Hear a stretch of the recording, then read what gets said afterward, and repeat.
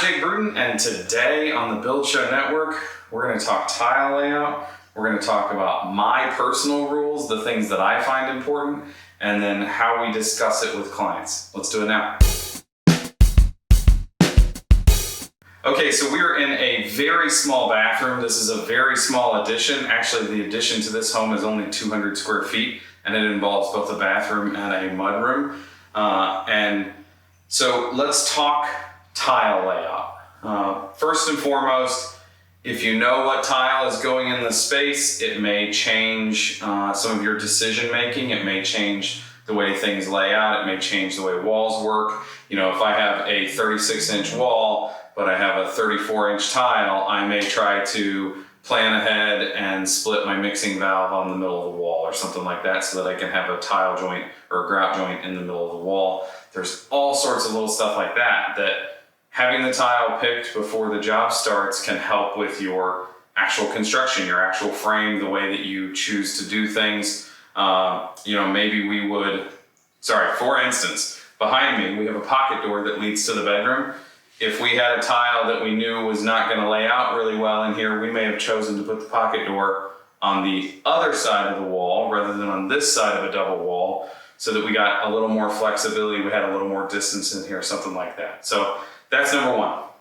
Number two, I kind of stomp my foot and say subway tile is supposed to be on a brick pattern layout, 50-50. So on the other side of the wall here, we have a dog wash station. That's exactly what we have. Subway tile is like a pair of blue jeans or a golden oak, or not golden oak, red oak hardwood floor. It's supposed to look the way it's supposed to look, and it's going to look the way it's supposed to look. We're not going to cheat that. My house has subway tile that's not on that 50-50 layout, but we're going to follow that rule the majority of the time. So let's talk this room and the layout process that we have. We have the same discussion with our install guys or our in-house carpenters if our in-house carpenters are installing. In this instance, we're installing because it's so small. The conversation this morning started with, where are we worried about layout? Where are we most concerned? Where does our thought process start? In this bathroom, number one, we want tile and the adjoining flooring to break under the door that leaves the room. When the door is close to the bathroom, we don't want to see the bathroom floor, and when the door is close to the bathroom, we don't want to see the bedroom floor. So that's our number one. We know that the tile is going to have a hard break there. If tile is going in before the flooring in the bathroom, that gives us a chalk line that we have to work off of.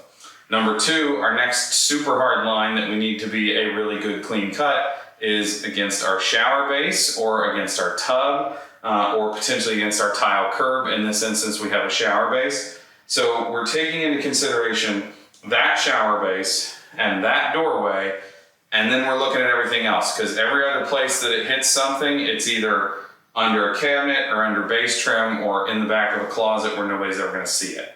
So we have to think about those things, like where are my crimes going to be most easily hidden? Where are people going to see them? And when I talk about people going to see them, the first thing that I do is I go over and I stand where the toilet's going to be and think, this is where somebody's going to sit and stare at a piece of tile for the next 24 years, and it's going to piss them off that I put that little sliver of tile. So I want to make sure that I'm taking into account really those three things: the doorway, the tub, and where you're going to see tile from the toilet. Those are like where my whole process starts. From there, no small pieces. The tile we're using in this bathroom is, 3 feet and a couple maybe by like 8 inches. I can't then put a 1-inch rip against one wall. It's going to be funky looking. It's going to look silly. So I have to make sure that while I don't want little pieces just because I don't want to install little pieces, I also don't want really tiny pieces that really shout, hey, look at me, I'm different than the rest of the floor. So in this room, we look at the total distance from this wall to the doorway. It's 116 inches. This tile is 8 7/8 once we apply a grout joint to it. We do all of our math including one grout joint because every piece of tile is going to have at least one grout joint. You get to the end and maybe it ends, it ends on that side without a grout joint, but for math purposes, it's tile plus one grout joint. So 3/16 grout joint on these big tiles, and that makes it 8 7/8. So if we do the math, we end up understanding that if we start with, hold on, let me check my math. I wrote it down. Okay, so if we start with a half on the wall, or just under a half on the wall that is in front of me here, it gives us just over half on this end. Meaning, if we had started with a full piece on this side, we would have had a sliver over here. Or if we started with a full here, we'd have a sliver over there. But by going just under a half, this gives us half plus a little. That's a safe place to operate. Now, that works for this dimension. So then we take that dimension, we bring our tile layout out, we push back to the tub base or the shower base, and we go, okay, does it leave us with a little sliver here? It kind of does. So then we shift a little bit more and we get so that our tile actually dumps into the little shower base inset. And then we have a spot where we can start. We can run full tiles here today if we want. But it's all about choosing the math. Now, there are a couple things in this little bitty space that we're really not considering. Number one, we have an access to the crawl space that is in the closet. It's 2 more dimensions in this like length that I have to fiddle with. I'm not going to fiddle with it. If I have little pieces in the closet, I don't care because it's in the closet. It's probably going to be covered up, and everybody that lives here, you know, both homeowners, understand that there's something going on there, and they're going to see it if they get in there.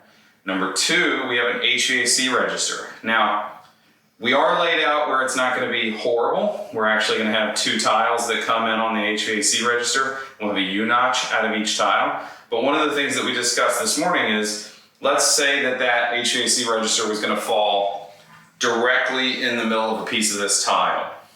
If that's going to happen, and we try cutting it once and it doesn't actually go well, our preferred method would be go ahead and spread our thin set, adhere that tile with the register marked out on it and ready to cut, and come back tomorrow or the next day and use a grinder and cut it from the top side.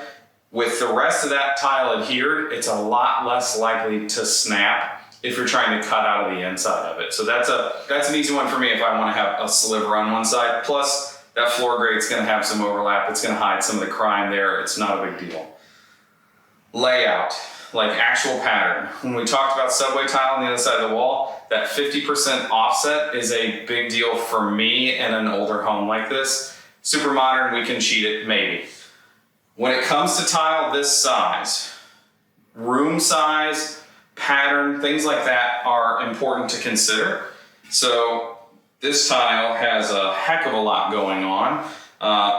It might not read on the camera too. It even has a little bit of a dimple texture to it.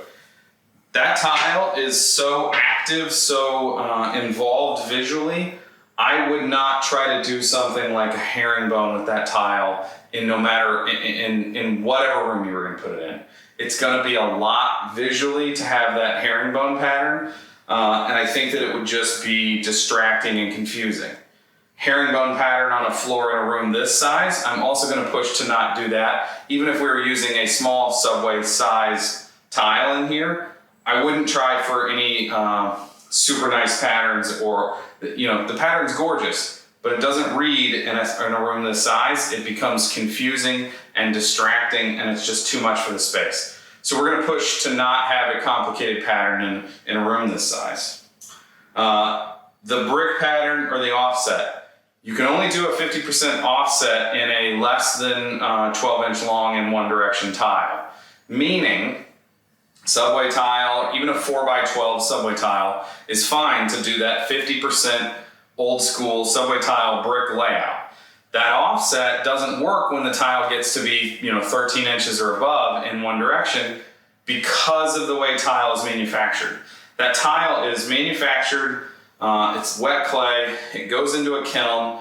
The kiln is an oven that goes to a high temperature for a long period of time, and it causes a great amount of stress on that tile. And so that tile can actually cup and pull up because of the tension in it during the firing process. Because when you look at it, this part, just like on a steak when you're cooking it, the outside is going to cook quicker than this middle part because it takes longer for the heat to get all the way to that point. And when it takes longer for that, then it has a tendency to cause some stress in the piece.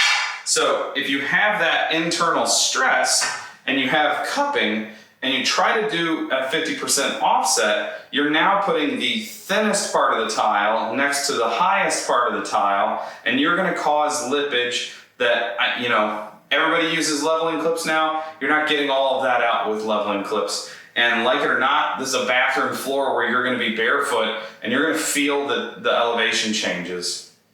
So the TCNA handbook says 30% offset on anything that's wider than 13 inches in one direction. So you have to take that into mind, because now your pattern is actually 3 rows before the pattern repeats. That can make things more distracting than just every other row repeats. Because if I walk in here and it's just the same grout lines all the way across in a every other row pattern, that's less distracting than this stair step that has to take place to do 30% offset.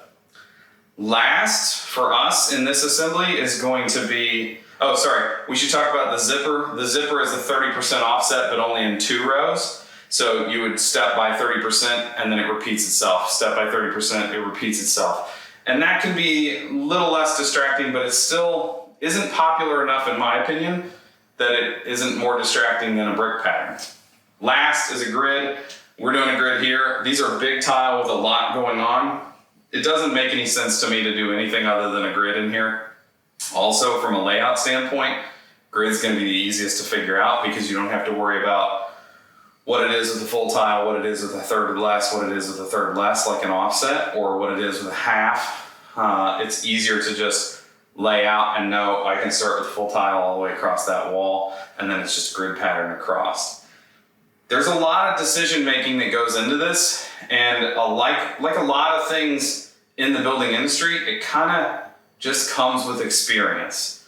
But if you go by a few simple rules like I've given, break it under the door, what's it look like at the tub, what can you see from the toilet, no tiny pieces, and small rooms, you have to use simpler patterns. Those are things that can really make the tile install look a little more professional, look a little bit more like you're paying attention. And in reality, what we really want is for no one to come in and go, oh, that's a really cool pattern. What we want is for a client to walk in and go, oh yeah, tile looks good. Because that means that they're not distracted. That means that they're not disturbed or worried about what's going on. It's just, oh, that's the way it should look. And that's what you want. That's the way it should look, period. One last thing, when it comes to tile and tile install that I feel like a lot more people need to hear, leveling clips are not going to make your tile level. They will make the tile flat. Flat, in most cases, is more important than level, but our preference is level and flat. So that leveling clip will pull the two so that they're coplaning perfectly, but they could still be out of level if you're not paying attention, if your floor wasn't level, if your thin set isn't thick enough. And then the other thing is, you gotta have enough thin set underneath the tile, otherwise leveling clips can cause it to debond because you're pulling it up and out of the tile to match the other one that had a lot more thin set underneath of it. Follow a few simple rules, your tile install will be better. Do it a bunch of times and screw it up. That's the easiest way to figure it out, unfortunately. So don't forget to sign up for the newsletter. There's 2 newsletters a week giving you access to all the content, reminding you of what you may have missed if you weren't just perusing the website. Tons of good stuff. You're going to miss it if you don't sign up for the newsletter. Don't forget to follow me and the Unbuild It podcast on IG. Steve Basic, Peter Yost, and I have new content on the podcast all the time. Thanks for watching. Check out this tile install.